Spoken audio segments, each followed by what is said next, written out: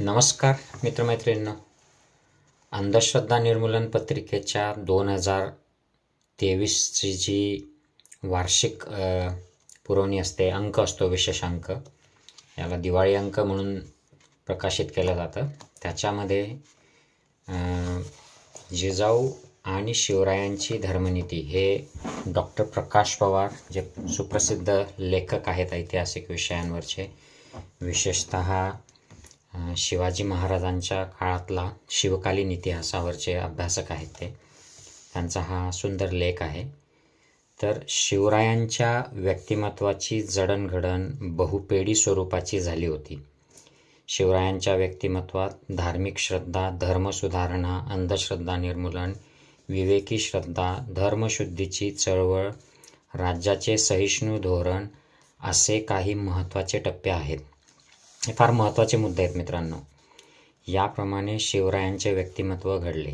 या प्रवासाचा मार्ग सरतेशेवटी धर्मनिरपेक्षतेकडे जाणारा दिसतो. धार्मिक श्रद्धा हा आरंभीचा बिंदू मानता येईल. या बिंदूपासून वैचारिक प्रवास करत शिवराय अंतिमतः धर्मनिरपेक्षतेच्या प्रांतात मनमोकळा प्रवास करतात. या प्रवासात शिवराय व्यक्तीवरील, समाजावरील, राजसंस्थेवरील धार्मिक नियंत्रण सैल करतात. शिवरायांनी या प्रक्रियेतून धर्मसंकल्पनेला मानवी चेहरा प्राप्त करून दिला. ही खरी कथा शिवरायांच्या व्यक्तिमत्वाची आहे. ही कथा तपशीलवार समजून घेतली पाहिजे, कारण हाच मार्ग खऱ्या मानवमुक्तीकडे जाणारा आहे. सामाजिक सलोखा. जिजाऊंची व शिवरायांची जीवनदृष्टी सामाजिक सलोख्याची होती. त्यांच्या जीवनाला सामाजिक सलोख्याची विहीर अशी उपमा वापरता येईल. त्यांच्या व्यक्तिमत्वातील सामाजिक सलोख्याची विहीर काठोकाठ भरलेली होती.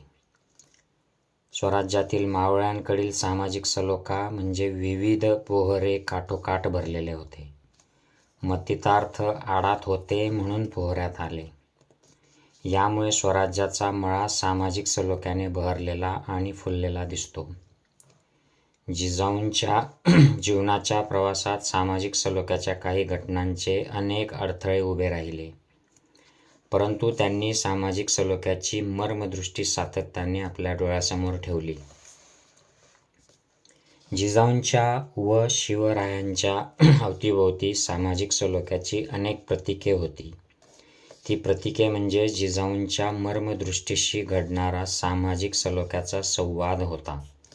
विशेषतः लहानपणी लखुजी जाधवराव आणि म्हाळसाबाई जाधवराव यांनी सामाजिक सलोख्याचे संस्कार जिजाऊंवर केले.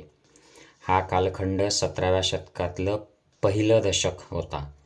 त्यानंतर 17व्या शतकाच्या दुसऱ्या आणि तिसऱ्या दशकात उमाबाई यांनी जिजाऊंवरती सामाजिक सलोख्याचे संस्कार केले. शहाजी महाराजांनी सामाजिक सलोख्याची परंपरा कसोशीने पाळली होती. त्यामुळे शहाजी महाराजांच्या व्यक्तिमत्वामधील सामाजिक सलोख्याची परंपरा जिजाऊंनी सार्वजनिक जीवनात पाळली. 17व्या शतकाच्या तिसऱ्या आणि चौथ्या दशकापासून जिजाऊंनी स्वतंत्रपणे सामाजिक सलोख्याचे संस्कार भोसले परिवारावर व जनतेवर केले. यामुळे जिजाऊंच्या जीवनचरित्राचे सामाजिक सलोखा हे वैशिष्ट्य उदयास आले. सलोखा हे एक वैशिष्ट्य त्यांचे उदयास आले. या सामाजिक सलोखा वैशिष्ट्याच्या आधारे त्यांनी जनांची क्रांती घडवून आणली. त्यास जनक्रांती असे संबोधले जाते. जनक्रांती म्हणजे जनशक्ती जागृत केली, जनशक्तीचा उठाव घडवून आणला, जनशक्तीला सामाजिक सलोख्याचे तत्त्वज्ञान दिले. यामुळे शिवराय जनक्रांतीची प्रेरक शक्ती झाले. या विचारांची मुळे जिजाऊंच्या जीवन व कार्यातील सामाजिक सलोख्यात सुस्पष्टपणे दिसतात. जिजाऊंच्या व्यक्तिमत्वामधील हा पैलू महात्मा फुले, न्यायमूर्ती रानडे, राजाराम शास्त्री भागवत, महाराजा सयाजीराव गायकवाड यांच्या अंतःचक्षूंना दिसत होता. सलोख्याचे संस्कार. 16व्या शतकाच्या शेवटच्या दशकात आणि 17व्या शतकाच्या आरंभीच्या दशकात जिजाऊंचे बालपण सिंदखेड राजा येथे गेले. तेव्हा जिजाऊ 10-12 वर्षाच्या असावेत असे इतिहासकार नोंदवितात. त्या काळातील वैशिष्ट्ये सिंदखेडकर जाधव घराण्याची बखर या पुस्तकात नोंदवलेले आहेत. या पुस्तकानुसार जिजाऊंच्या लहानपणी सामाजिक सलोख्याची चर्चा घरात होत होती. सामाजिक सलोख्याच्या निवडक कथा पुढीलप्रमाणे आहेत. यमुनाबाई जोशी यांच्याकडे देशमुखी होती. त्या मेहकरच्या होत्या. त्यांची देशमुखी रविराव ढोणे यांनी बळकावली होती. लखुजी जाधवराव यांनी यमुनाबाई जोशी यांना त्यांची मालमत्ता पुन्हा मिळवून दिली. या कथेतील यमुनाबाई जोशी या उच्च जातीय होत्या. लखुजी जाधवराव यांनी मराठा आणि उच्च जाती यांच्यामध्ये सामाजिक सलोखा निर्माण केला होता. या कथेची चर्चा जाधवराव कुटुंबात होत होती. यामुळे लहान वयात सामाजिक सलोख्याचे संस्कार जिजाऊंवरती झाले होते. नाग आणि जाधव परिवार यांच्या संदर्भातील एक कथा जाधवराव बखरीत नोंदवलेली आहे. जाधवरावांच्या देव्हाऱ्यात नागाची पूजा केली जात होती. या कथेवरून नाग परंपरा आणि जाधव परिवार यांच्यातील सामाजिक सलोख्याचे संबंध स्पष्ट झालेले आहेत. सिंदखेड राजा येथे नीलकंठेश्वराचे मंदिर जिजाऊंच्या लहानपणी होते. नीलकंठेश्वर म्हणजेच महादेव. महादेवाची परंपरा सामाजिक सलोख्याची परंपरा म्हणून पाळली जात होती. महादेव आणि पार्वती ही दोन्ही प्रतीके सामाजिक सलोख्याची म्हणून लोकप्रिय आहेत. उमाबाईंचे संस्कार. जिजाऊंचा विवाह 17व्या शतकातील आरंभीच्या दशकात झाला. या विवाहास जाधव व भोसले या दोन परिवारांच्या बरोबर वनांगपाळ निंबाळकर व निजामशहा उपस्थित होते. राज्यकर्ता मुस्लिम होता. त्यांनी या विवाहाच्या वेळी उपस्थिती लावली होती. हा अकबर बादशहाचा अखेरचा कालखंड होता. त्याने सामाजिक सलोख्याची परंपरा निर्माण केली होती. तसेच हिंदू आणि मुस्लिम सामाजिक सलोख्याची परंपरा मालोजीराजे भोसले यांनी निर्माण केली होती. त्या परंपरेचे संस्कार उमाबाईंवर झाले होते. आता हे लक्षात घ्या मित्रांनो की जिजाऊंचा जो विवाह होता जाधव आणि भोसले घराण्यातला, या विवाहाला दोन परिवाराचे लोक तर होतेच, परंतु निजामशाह स्वतः उपस्थित होते. लक्षात घ्या. उमाबाईंच्या जीवनचरित्राचे खास वैशिष्ट्य सामाजिक सलोखा हे होते. उमाबाईंची परंपरा सामाजिक सलोख्याची होती. याची काही निवडक उदाहरणे पुढीलप्रमाणे आहेत. उमाबाईंच्या काळावर कान्होबाचा प्रभाव होता. कान्होबाचे एक नाव कानिफनाथ असे होते, तर दुसरे नाव शहा रमजान असे होते. त्यांचा कालखंड 14व्या शतकातील आहे, परंतु त्यांची समाधी मराठा राजसंस्थेच्या काळात बांधली गेली. कान्होबाची समाधी अहमदनगर जिल्ह्यात शेवगाव तालुक्यात मढी गावी आहे. नवनाथांपैकी कानिफनाथ एक हा हिंदू मुसलमानांचा देव असून याची दोघेही भक्तीने पूजा करतात. या परंपरेवर उमाबाईंची व जिजाऊंची श्रद्धा होती. संत एकनाथ हे उमाबाईंच्या समकालीन होते. एकनाथांच्या विचारांचा मालोजीराजे आणि उमाबाईंवरती प्रभाव पडला. संत एकनाथांनी सामाजिक सलोखा या तत्त्वज्ञानाच्या संदर्भातील कार्यक्रम आपल्या जीवनात राबवला होता. आपल्या अंगावर थुंकणाऱ्या यवनांशी शांततेने व सभ्यपणे वागणे, आपल्या पितरांच्या श्राद्धाच्या वेळी पूर्वाश्रमीच्या महार व्यक्तीस जेवू घालणे व त्यांच्याबरोबर गंगेचे पाणी घरी आणत असताना तहानेने तळमळत असलेल्या गाढवास ते पाजणे, एका अस्पृश्य मुलास उचलून कडेवर घेणे, ज्ञानाचा अभिमान असलेल्या हरिपंडिताशी शांत रीतीने वागणे, असा कार्यक्रम एकनाथांचा होता. शांतता, दया, अक्रोध, समता हे त्यांच्या जीवनाचे तत्त्वज्ञान होते. या तत्त्वज्ञानाचा प्रभाव बाबाजी भोसले, मालोजीराजे भोसले, उमाबाई इत्यादींवर पडला. हा प्रभाव पुढे प्रवाही राहिला. म्हणजे शहाजी महाराज, जिजाऊ, शिवराय यांनी शांतता, दया, अक्रोध, समता या सामाजिक सलोख्याच्या तत्त्वाचा आपल्या जीवनात विस्तार केला. फलटणमध्ये धार्मिक सामाजिक सलोखा होता, कारण फलटणला महानुभाव पंथाची काशी म्हटले जाते. तेथे शिव मंदिर, राम मंदिर आणि विठ्ठल मंदिर अशी संमिश्र परंपराही आहे. फलटणच्या दक्षिणेला शंभू महादेव डोंगररांगा आहेत. तेथे सीतामाईचा डोंगर आहे. सीतामाईच्या डोंगरावर सीतामाई आणि शंकर असे एकत्र मंदिर आहे. म्हणजे शंकर ही देवता स्त्री-पुरुष असा भेदभाव नाकारणारी होती. यामुळे स्त्री-पुरुष सामाजिक सलोखा हा आशय व्यक्त होतो. निंबाळकर यांना नाईक हा किताब तत्कालीन राज्यकर्त्यांनी दिला. या घराण्याचा हा किताब उमाबाईंच्या पूर्वीही होता व आजही आहे. त्यांना नाईक म्हणूनच ओळखले जाते. तीच त्यांची अस्मिता आहे. हिंदू मुस्लिम ऐक्याचे व सामाजिक सलोख्याचे नाईक हे प्रतीक आहे.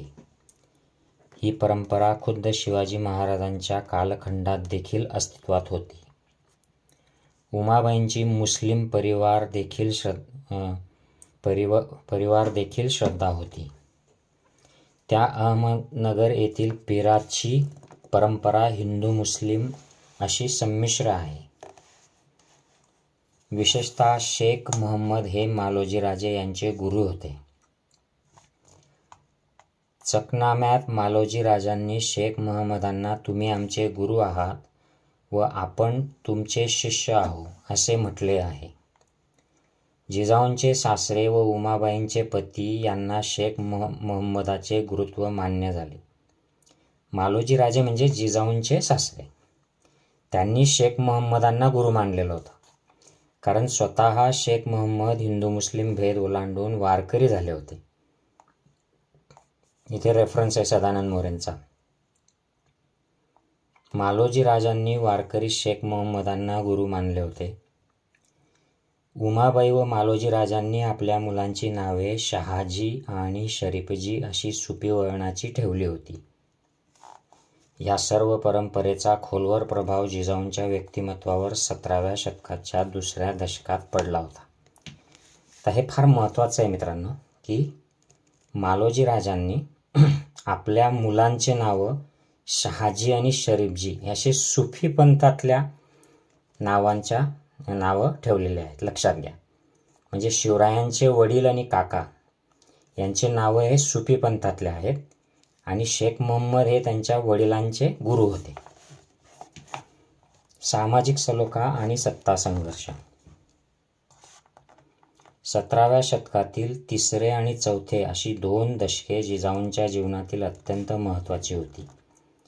कारण या 2 दशकांमध्ये सामाजिक सलोखा आणि सत्ता संघर्ष यांचे संबंध गुंतागुंतीचे झाले. सामाजिक सलोखा हे तत्त्वज्ञान स्वीकारून सत्ता संघर्ष करत राहणे ही वाटचाल नागमोडी आकाराची होती. या गोष्टीचे आत्मभान जिजाऊंना या 2 दशकात झाले होते. कारण जिजाऊंना सामाजिक सलोख्याबरोबर राजकीय सत्ता संघर्षामुळे सामाजिक तणावाचाही अनुभव आला होता. सामाजिक सलोख्याचे तत्त्वज्ञान आणि सत्ता संघर्षाच्या संदर्भातील अति महत्त्वाची 2 उदाहरणे पुढीलप्रमाणे जिजाऊंच्या जीवनात घडली होती. आरंभीची घटना 3ऱ्या दशकातील आहे. अकबराने आखून दिलेल्या धोरणाच्या ऐवजी शहाजहानने वेगळे मुसलमानी वळण स्वीकारले. शहाजहान आणि निजाम यांच्यातील सत्ता संघर्षाने निर्णायक वळण घेतले होते. मुकरबखान हा निजामाचा मुख्य सेनानायक होता. मुकरबखान व जाधवराव यांच्यामध्ये राजकीय संघर्ष होता. त्यांचे डावपेच परस्परांच्या विरोधातील होते. त्याने लखुजी जाधवरावांचा विश्वासघात केला. त्यामुळे दौलताबादच्या किल्ल्यावर लखुजी जाधवराव, अचलोजी व रघुजी जाधवराव आणि यशवंतराव जाधवराव मारले गेले. वडील, 2 भाऊ आणि भावाचा मुलगा या घरातल्या नात्यातील व्यक्ती सत्ता संघर्षात गेल्या. या जिजाऊंचे घर माहेर. या घटनेचा जिजाऊंवरती कायमस्वरूपी टिकून राहणारा दूरगामी परिणाम झाला. ही घटना सत्ता संघर्ष आणि सामाजिक सलोखा या दोन्हीमधील किचकट आणि नागमोडी वळणाचे आत्मभान जिजाऊंना देऊन गेली. दुसरी घटना जिजाऊंच्या जीवनातील महत्त्वपूर्ण आहे, कारण ती घटना जिजाऊंना व शिवरायांना कैद करण्यासाठी घडलेली होती. सत्ता संघर्षात मोगलांनी नीतिमत्तेचा ऱ्हास घडवला होता. या गोष्टीचा अनुभव जिजाऊंना आला होता. 17व्या शतकातील 4थ्या दशकात मोगल आणि निजाम यांच्यातील सत्ता संघर्ष निर्णायक वळणावरती आला होता. मोगलांनी निजामशाहीचा ऱ्हास करण्याचे ठरविले होते. निजामशाहीच्या बाजूने शहाजी महाराज सत्ता संघर्षात उतरले होते. महाबत खान हा मोगलांच्या बाजूने होता. महाबत खान आणि शहाजी महाराज यांच्यामध्ये निर्णायक डावपेच वापरले जात होते. महाबत खानाने नीतिमत्तेला आणि सहिष्णुतेला बाजूला ठेवून जिजाऊंना कैद करण्याचा निर्णय घेतला. त्याने तशी कृती केली. अकबराच्या नंतर राजकीय सत्ता संघर्षामध्ये सामाजिक सलोख्याचे तत्त्वज्ञान पाळले जात नव्हते. याचे हे उत्तम उदाहरण होते. हा अनुभव जिजाऊंनी 4थ्या दशकात घेतला. 1633 मध्ये जिजाऊंनी सामाजिक सलोख्याचे तत्त्वज्ञान स्वीकारले, परंतु सामाजिक सलोखा मोडला जातो. अशा परिस्थितीत त्यांनी सत्ता संघर्षाशी व्यवहार करण्याची कौशल्ये आत्मसात केली होती. महाबत खानाचे सत्ता संघर्षातील डावपेच समजून घेऊन जिजाऊंनी शिवरायांना शिवापूर येथे गुप्तपणे पाठवून दिले होते. जिजाऊंना कैद झाले तेव्हा जगदेवराव जाधव यांनी देखील महाबत खानाचे डावपेच महाबत खानावर उलटवले होते. थोडक्यात सामाजिक सलोखा आणि सामाजिक नीतिमत्ता यांचे खूप गुंतागुंतीचे संबंध राजकीय संघर्षात उदयास आले होते. जिजाऊंनी सत्ता संघर्षाच्या चौकटीत सामाजिक सलोखा आणि सार्वजनिक नीतिमत्ता ही दोन्ही तत्त्वे समजून घेतली होती. सामाजिक सलोखा आणि सार्वजनिक नीतिमत्ता या तत्त्वांच्या व्यवहाराचा रस्ता सत्ता संघर्षातील खूपच अडवण्याचा आहे. या गोष्टीचंही उत्तम आत्मभान जिजाऊंना या घटनेतून आले होते. शिवनेरी सामाजिक सलोख्याचे प्रतीक. जिजाऊंच्या जीवनावर शिवनेरी या किल्ल्याचा खूप खोलवर प्रभाव पडला होता. संभाजीच्या विवाहासाठी जिजाऊ शहाजी महाराज शिवनेरीवर आले होते. 1629 शहाजी महाराज शिवनेरीवर आले होते. तेव्हा जिजाऊंनी शिवनेरी किल्ल्यावरील सामाजिक सलोख्याचे वातावरण जवळून अनुभवले. विश्वासराजा सामाजिक सलोख्याची परंपरा पाळणारा होता. दुर्गा ही विश्वासराजाची कन्या होती. शरीफजीबरोबर तिचा विवाह झाला अशी माहिती परमानंदांनी अध्याय 2 मध्ये दिली आहे. जयंती ही विश्वासराजाच्या कुळातील सिद्धपालाचा मुलगा विजयराज यांची कन्या होती. तिचा विवाह संभाजीबरोबर झाला असे परमानंदांनी शिवभारतमध्ये नोंदविले आहे. या विवाहासाठी जिजाऊ शिवनेरी किल्ल्यावर आल्या होत्या. उमाबाई, जिजाऊ, दुर्गा, जयंती या एकत्रितपणे शिवनेरी किल्ल्यावर राहत होत्या. 1629 ते 1630. जयंतीबाईच्या वडिलांनी बौद्ध विचारांचा परिचय करून घेतलेला होता. सिद्धपाल आणि विश्वासराजा यांना शिवनेरीच्या सभोवतालच्या 135 बौद्ध लेण्यांची बारकाईने माहिती होती. त्यांना सामाजिक सलोख्याच्या परंपरेचे तत्त्वज्ञानही माहीत होते. शिवनेरी गडावर देवीचे मंदिर होते. त्या पलीकडेही सामाजिक सलोख्याची अनेक प्रतीके होती. गडावर त्या काळात मशीद होती. गडावरील व गडाच्या अवतीभोवतीचे सामाजिक वातावरण हिंदू, जैन, बौद्ध 135 लेणी आणि मुस्लिम पीर दरवाजा परिवाडी अशा मिश्र धार्मिक परंपरा पाळणारे होते. या सामाजिक सलोख्याशी जिजाऊंचा संबंध जवळून शिवनेरीवर आला होता. विशेषतः जिजाऊ यांचे हिंदू मुसलमान समन्वयाचे विचार विवेकानंदांप्रमाणे सहिष्णू होते. सामाजिक सलोख्याचे वातावरण शिवनेरीवर होते. तेथे शिवरायांचा जन्म झाला. त्या वातावरणाचा जिजाऊंवरती व शिवरायांवरती प्रभाव पडला. शिवनेरीची शतछिद्रे म्हणजे बौद्ध भिक्खूंच्या निवासासाठी आणि ध्यानधारणेसाठी खोदलेली गिरिगव्हरे. यांनाच लेणी असे नाव आहे. शिवनेरीवर लहान मोठ्या लेण्यांची संख्या 135 भरते. त्यापैकी निम्मी लेणी एकट्या शिवनेरीच्या अंगावर आहेत. या परिसरात मानमोडा, तुळजा, लेण्याद्री अशा डोंगरांच्या उदरात एकेकाळी बौद्ध भिक्खूंचा फार मोठा संघ राहत असे. या भागावर त्यांचे धर्मशासन चालत होते. धर्मशासन म्हणजे नीतिशासन होय. अशा धर्मशासनाच्या नीतिशासनाच्या भूमीवर शहाजी महाराज व जिजाऊंच्या पोटी शिवराय जन्मास आले. म्हणून जिजाऊंच्या जीवनातील या आठवणी कधीही पुसल्या जाणे शक्य नाही. शिवनेरी गडावर 52 पाण्याची टाके आहेत. पाण्याची टाके बौद्ध भिक्खूंसाठी खोदण्यात आली होती. येथील पाण्यावर धर्मशासन व नीतिशासनाची तपश्चर्या करणाऱ्यांचा हक्क होता. याचा अर्थ पाण्याच्या संदर्भात भेदभाव केला जात नव्हता.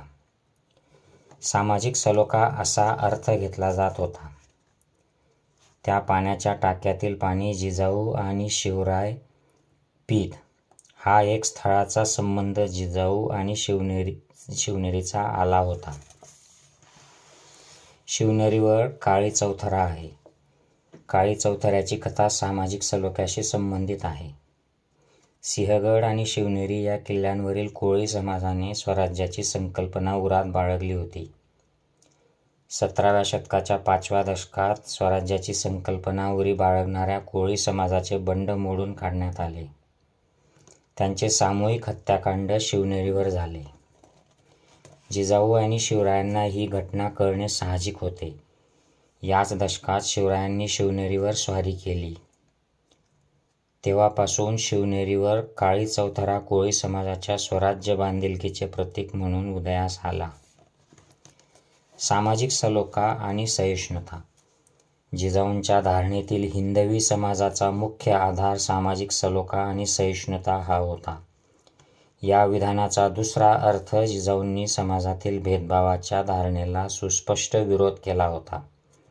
सामाजिक सलोखा आणि सहिष्णुता या 2 तत्वांवर आधारलेला व्यवहार त्यांनी हिंदू मुस्लिम यांच्याबद्दल सार्वजनिक नीती म्हणून केला. त्यामुळे तार्किकदृष्ट्या हिंदवी समाज म्हणजे हिंदू वर्चस्वशाली समाज असा त्यांच्या विचारांचा अर्थ नव्हता. मुस्लिम समाजाचे दुय्यम स्थान असाही हिंदवी समाजाचा अर्थ नव्हता. हिंदू मुस्लिम यांचे सार्वजनिक व्यवहारातील स्थान सामाजिक सलोखा आणि सहिष्णुता या मूल्यांवर आधारलेले होते. हिंदू जैन, हिंदू लिंगायत या दोन्ही धार्मिक समूहांचे संबंध त्यांनी सामाजिक सलोखा आणि सहिष्णुता या 2 मूल्यांच्या आधारे व्यवहारात राखले होते. विशेषतः शहाजीराजे संभाजी म्हणजे शिवरायांचा थोरला भाऊ, त्यांचं नाव संभाजी. वर जे लग्नाची जी गोष्ट आली ती संभाजी शिवरायांच्या मोठ्या भावासंदर्भात आहे. जयंतीबाई यांचे संबंध सामाजिक सलोखा आणि अहिंसा या अर्थाने सहिष्णुता या चौकटीत दक्षिणेत घडलेले होते. धर्मांतर ही प्रक्रिया समाजातील सामाजिक प्रतिष्ठेचा ऱ्हास घडवते. या सामाजिक धारणेचा जिजाऊंनी कृतीतून ऱ्हास घडवला. धर्मांतरित व्यक्तीला जिजाऊंनी प्रतिष्ठा दिली. लक्षात घ्या ही गोष्ट मित्रांनो. त्यांनी धर्मांतर केलं म्हणून त्यांच्याविषयी द्वेष नाही केला, तर त्यांना त्यांची जी आवश्यक प्रतिष्ठा आहे ते दिली. त्यामुळे हिंदवी समाज धर्मांतरामुळे सामाजिक प्रतिष्ठेचा अंत होऊ देत नाही ही भावना दृढ होण्यास मदत झाली. भारतात धार्मिक स्वातंत्र्य जे संविधानामध्ये आहे ते हिंदवी स्वराज्यात होतं. हिंदवी समाजात व्यक्तीचा सत्सद्विवेक व संघर्षशील स्वभाव या 2 गुणांवर व्यक्तीची प्रतिष्ठा आधारलेली होती. जिजाऊंचा विचार समाजातील विविध गटांना सत्सद्विवेक व संघर्षशील स्वभाव या 2 घटकांवर आधारित सामाजिक सलोखा आणि सहिष्णुतेची वागणूक देणारा होता. यामुळे हिंदवी समाज ही धारणा सार्वजनिक विवेक व सार्वजनिक नीती या नियमानुसार सार्वजनिक व्यवहार करत होती. त्यांनी जातीमधील सार्वजनिक व्यवहार देखील सामाजिक सलोखा आणि सहिष्णुता या तत्वांच्या आधारे सुरू ठेवले होते.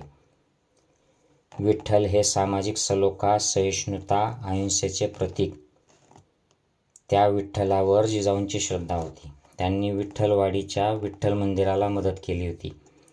त्यांनी विठ्ठल मंदिराला आश्रय दिला होता. हिंदवी समाज संकल्पनेची स्थूलपणे वैशिष्ट्ये पुढीलप्रमाणे आहेत. हिंदवी समाज ही संकल्पना परकीय व स्वकीय या सिद्धांतांचा अंत घडवते.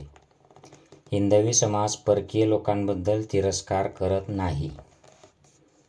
आपले आणि उपरे अशी अस्मिता हिंदवी समाज घडवत नाही. हा मुद्दा जिजाऊंच्या 1642च्या निर्णयातून स्पष्ट झाला. कारण कसबा गणपती, तांबडी जोगेश्वरी, विठ्ठल मंदिर, नागेश्वर मंदिर यांच्याप्रमाणे त्यांनी दर्ग्यांना व मशिदींना देखील मदत केली होती. जिजाऊ प्रत्येक धार्मिक परंपरेतून समतेच्या मूल्याचा शोध घेत होत्या. त्यांनी प्रत्येक धार्मिक परंपरेतील विषमता आणि अन्यायकारक मूल्यांना जाणीवपूर्वक नाकारले होते. जिजाऊंच्या जीवनात शिवनेरी व पुणे या स्थळांप्रमाणेच तोरणा आणि राजगडचे देखील सामाजिक सलोखा म्हणून महत्त्व होते. कारण तोरणा किल्ला आणि त्याचा परिसर सामाजिक सलोख्याचे प्रतीक मानला जातो.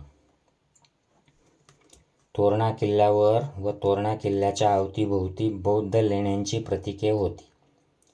त्या परिसरात सामाजिक सलोखा व सामाजिक समतेची चळवळ घडून गेली होती. अशा या तोरणा किल्ल्यापासून स्वराज्याची सुरुवात झाली. या परिसरात राजगडावरती जिजाऊ अनेक दिवस राहिल्या होत्या. त्यामुळे त्यांना या परिसरातील सामाजिक सलोख्याची तपशीलवार माहिती होती. शिवनेरी, तोडगा, राजगड, तोरणा, राजगड या किल्ल्यांप्रमाणे सिंहगड हे स्थळ देखील सामाजिक सलोख्याचे प्रतीक म्हणून जिजाऊंच्या जीवनात महत्त्वाचे ठरले. सिंहगडावरती भैरवाची मूर्ती होती. भैरवाच्या बाहूंवर सुंदर नागबंध शोभतात असे वर्णन पंडित महादेव शास्त्री जोशी यांनी केले आहे. जिजाऊ या किल्ल्यावर राहिल्या होत्या, त्यामुळे त्यांना या परंपरेची उत्तम जाण असणार हे उघड सत्य आहे. सिंहगडावर 48 पाण्याचे टाके आहेत. त्यापैकी देवटाका खूपच लोकप्रिय आहे. याचा संबंध बौद्ध परंपरेशी जोडला गेला आहे. या किल्ल्याची वरील देवटाक्यातील पाणी आणि सामाजिक सलोखा यांचे नाते थेट महात्मा गांधींपर्यंत जोडले गेले आहे. महात्मा गांधी यांनी येरवडा कारावासात उपोषण केले तेव्हा त्यांना देवटाक्यातील पाणी दररोज पिण्यासाठी दिले जात होते. या किल्ल्याचा आग्रह जिजाऊंनी धरला होता. तानाजी मालुसरे यांनी तो किल्ला जिंकून जिजाऊंना दिला. या किल्ल्याचे मेटकरी कोळी समाजातील लोक होते. गायकवाड कोळी आणि भेट लांगे कोळी यांची मेटे होती. मेटकरी जागृत होते. त्यांच्या मदतीशिवाय किल्ला घेतला जाणे शक्य नव्हते. त्यांच्या मदतीने हा किल्ला स्वराज्यात आला. जिजाऊ आणि सिंहगडावरील मेटकरी कोळी समाज यांच्यातील सामाजिक सलोख्यात असा हा संबंध आहे. शहाजी महाराज हे स्वतः सामाजिक सलोख्याचा विचार मांडणारे व कृतीत आणणारे राजकीय नेतृत्व होते. शहाजी महाराजांच्या निधनानंतर त्यांचे सर्व क्रियाकर्मे सिंहगडावरती शिवराय आणि जिजाऊंनी केली. त्यांची क्रियाकर्मे सिंहगडावर करण्यामुळे पुन्हा नव्याने सिंहगडच्या संदर्भात सामाजिक सलोखा म्हणून चर्चा झाली. सिंहगडाच्या सामाजिक सलोख्याच्या इतिहासात नव्याने भर पडली होती. 17व्या शतकाच्या 5व्या दशकात विजापूरच्या नौकरीतील 500-700 पठाण शिवरायांकडे नोकरीसाठी आले.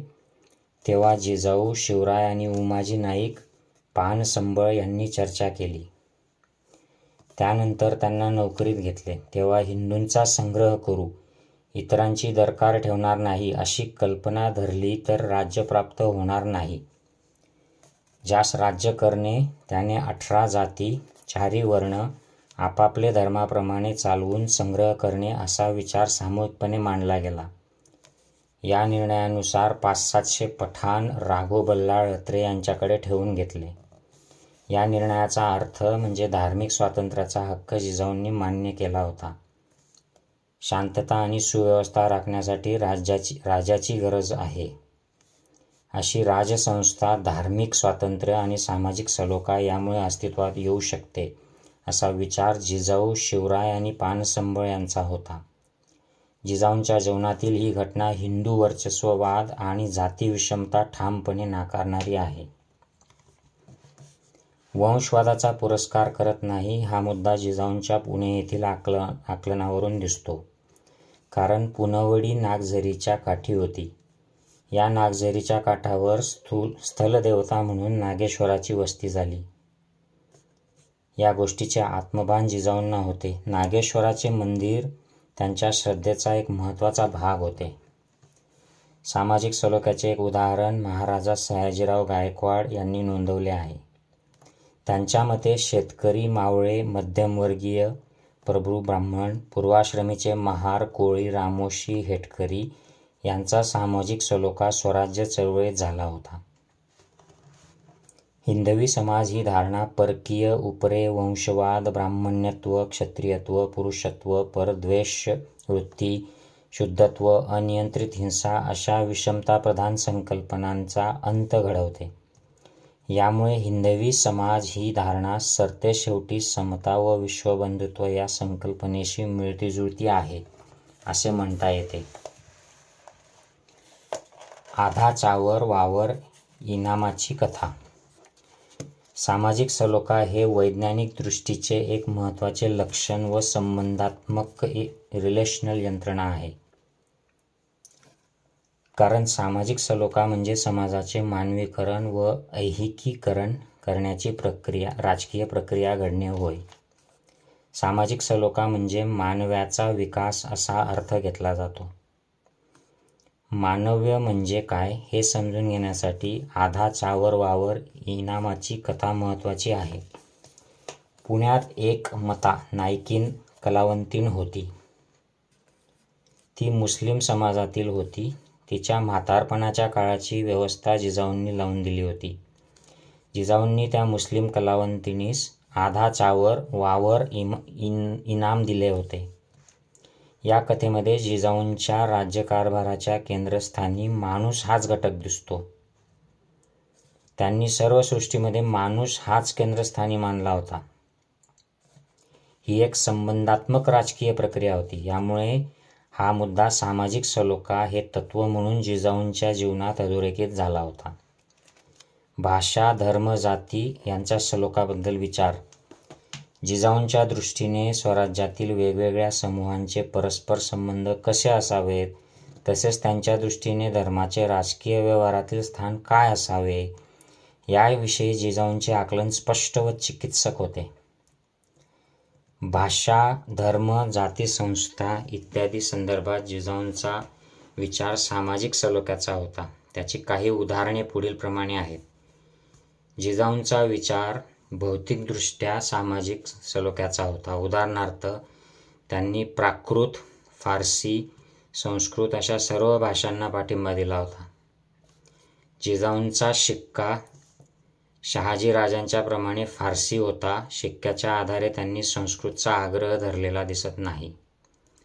त्यांनी अभिजन वर्गाची भाषा शिक्क्यात स्वीकारलेली दिसत नाही. तसेच भाषाशुद्धीचा त्यांचा आग्रह नव्हता. भाषाशुद्धीची संकल्पना रूढीवादी आहे.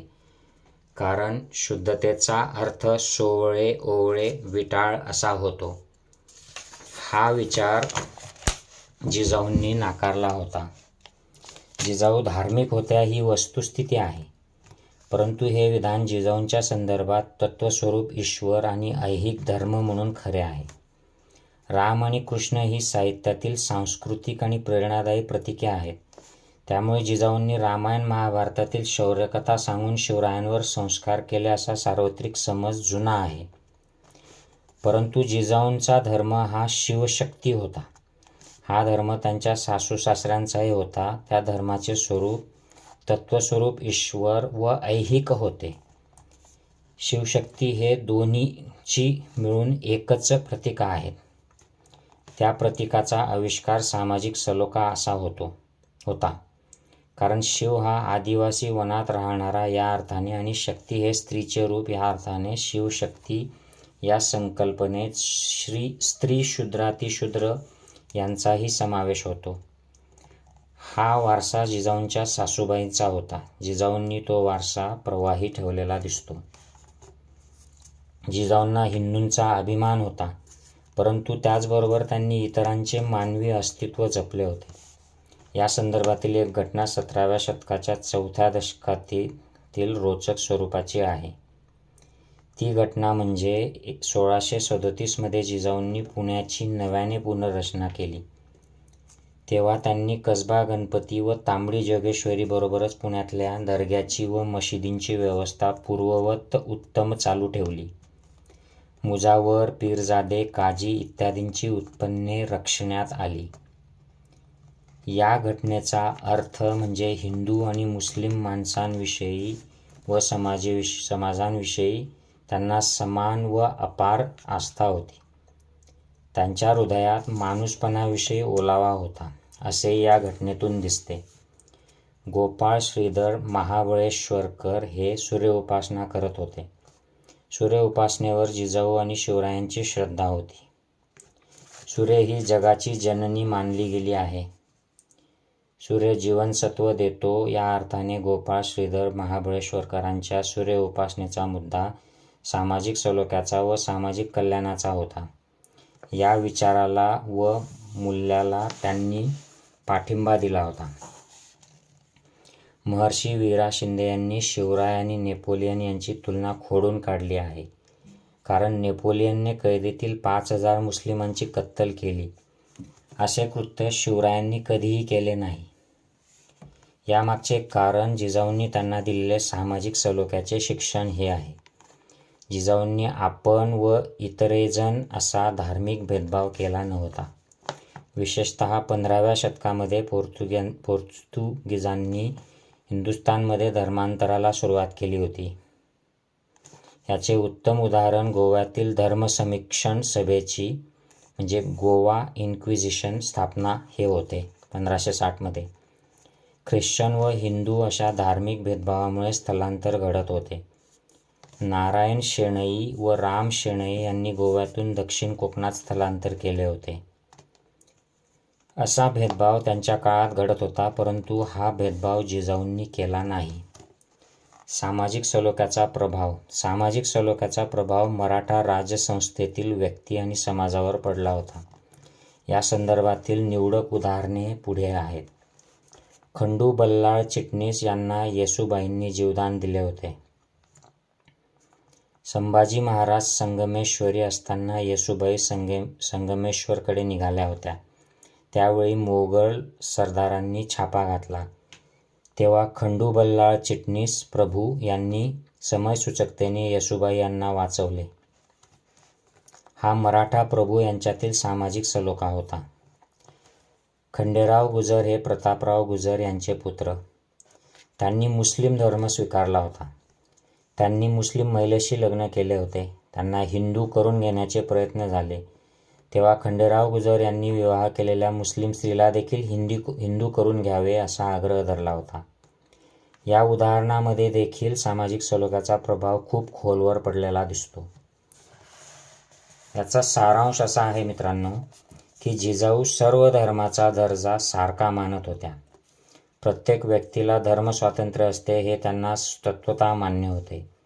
त्यांनी इतर धर्मातील व्यक्तीला राज्याची मदत मिळवून दिली. मुस्लिम कलावंतीन, पठाणांना नोकरी. त्यांनी ईश्वरवादी व्यक्ती, निरेश्वरवादी व्यक्ती, धर्मांतरित व्यक्ती, नेताजी पालकर यात भेदभाव केला नाही. धर्माविषयी अंधश्रद्धा व अहंकार,